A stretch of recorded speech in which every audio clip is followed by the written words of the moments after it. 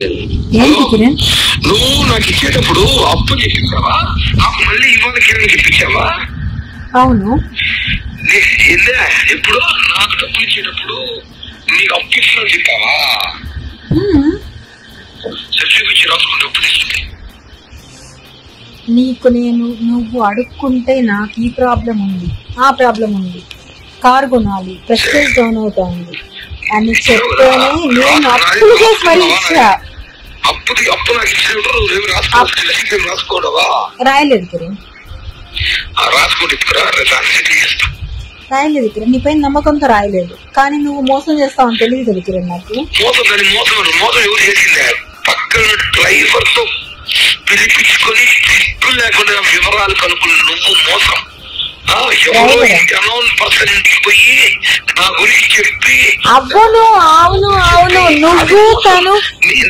నువ్వు దాంతో కలిపి నన్ను చీట్ చేసావు కిరణ్. అందుకే నేను అలా చేశాను.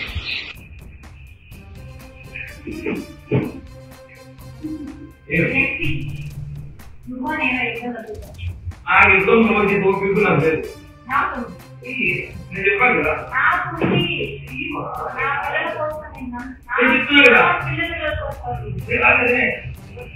నేను వచ్చుంటే ఈ పాట ఉండదు. నేను వచ్చుంటే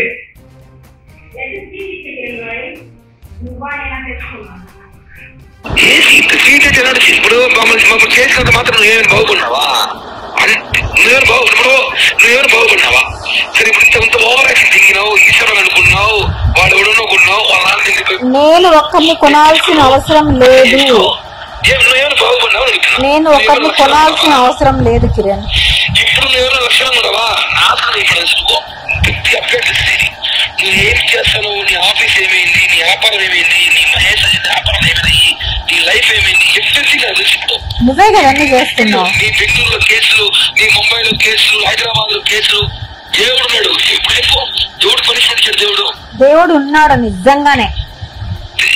ఎగ్జాక్ట్లీ దేవుడు ఉన్నాడు కాబట్టి దేవుడు ఉన్నాడు, పనిష్మెంట్ ఇస్తాడు. ఇప్పుడు ఎవరికి ఇస్తాడు దేవుడు పనిష్మెంట్?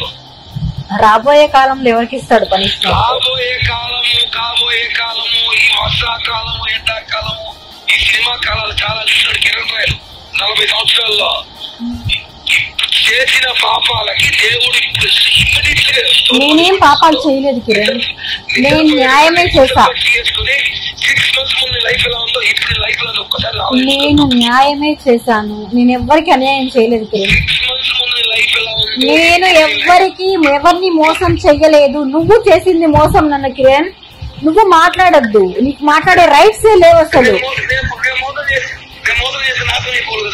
అవుతావు తొందరలో.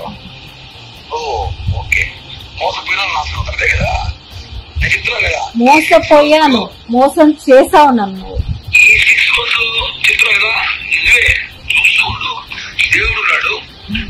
ఆ దేవుడే చెప్తున్నాను నేను. దేవుడు నిన్ను నన్ను కలిపాడు కదా, ఆ దేవుడే చూపిస్తాడు.